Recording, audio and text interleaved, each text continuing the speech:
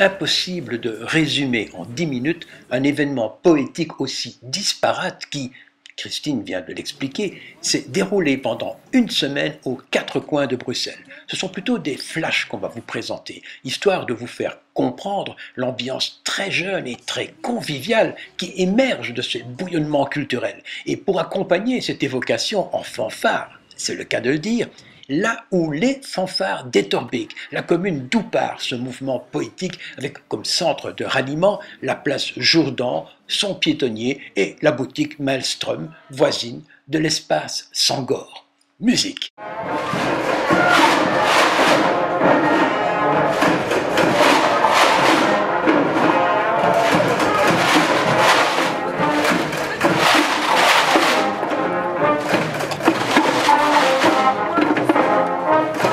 Alors, le poème 2 est dans tous les coups. Hein. Dans tous les coups, absolument.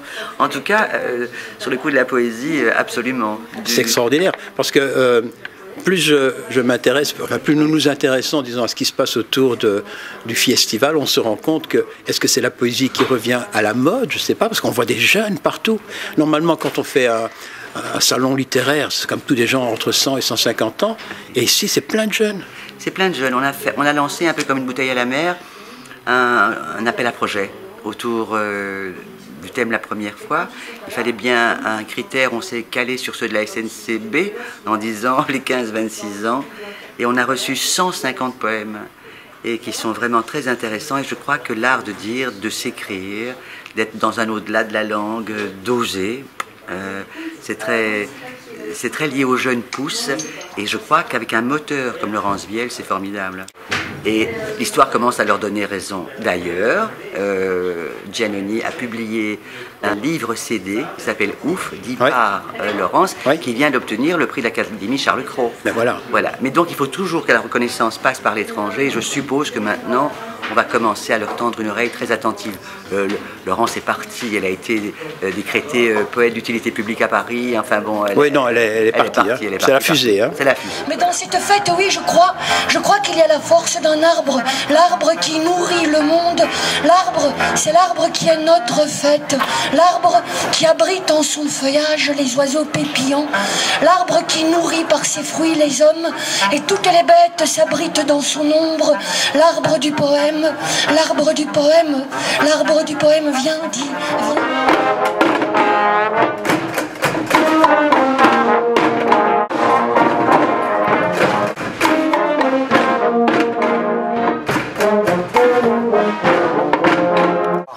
Les pas montent les marches, les taches sur les marches, les couloirs qui craquent, les blattes dans les lattes, beauté de la métrique, errer dans la métrique.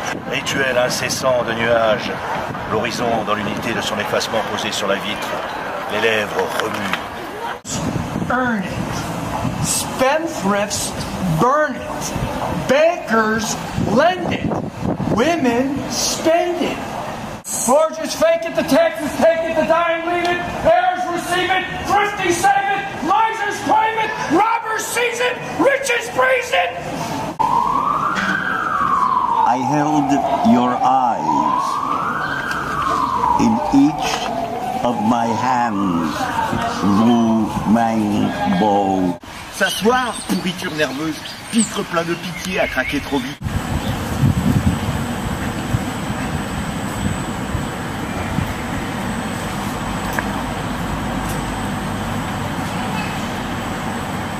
Ben oui, Simona, on le disait, tu deviens une habituée de l'émission. Hein. Tu représentes un petit peu le Maelstrom et puis le festival, quoi. Tu étais partout. Je t'ai vu au poème 2, enfin, tu cours dans tous les coins, tu dois être maintenant morte, hein, crevée, non? Ça va, c'est la dernière journée, donc du coup on commence à sentir aussi que le festival se termine. Quand on fait le total, combien de bénévoles est-ce qu'il y avait autour de vous? À mon avis, un paquet. Je dirais une trentaine. Une trentaine. Une trentaine. Et tous des jeunes, hein? Des jeunes passionnés de poésie. Et de poésie. Ouais. Et quelque chose qui ne va pas, je trouve, là-dedans. Parce que comment un jeune peut-il encore s'intéresser à la poésie, qui est un truc complètement dépassé Mais pourtant, ça existe. C'est la même chose que Jack Hirschman, donc un de nos invités d'honneur, et son traducteur, qui ont 80 ans, oui. Les deux, nous disaient, en fait, la particularité de ce festival, c'est l'ambiance, mais aussi le fait que le public est jeune. Oui. Et c'est quelque chose qui nous touche beaucoup parce que la poésie est jeune aussi. Mais je crois que le phénomène du bookleg joue beaucoup là-dedans aussi. Parce que n'importe qui est choisi par vous peut immédiatement et très rapidement être édité. Absolument. Et ça, c'est quand même un élément très important. Hein. Ouais. Ça encourage aussi dans les processus de l'écriture. Et ça coûte deux fois rien. Parfois, rien qu'avoir un petit objet, c'est ton premier travail, ça encourage à continuer. L'année prochaine, on te retrouve? Oui. Sûr? Sauf si. Sais-tu bien ce qui me tape sur les nerfs? Sais-tu bien ce qui me fait vivre en enfer? C'est le bruit latent de sa gazon. Le voisin quand il tourne par rond. Sais-tu bien ce qui me fait du bien? Sais-tu bien ce qui me fait rire pour un rien? Un café pour ma tête en compote. Les amis et leur blague aussi.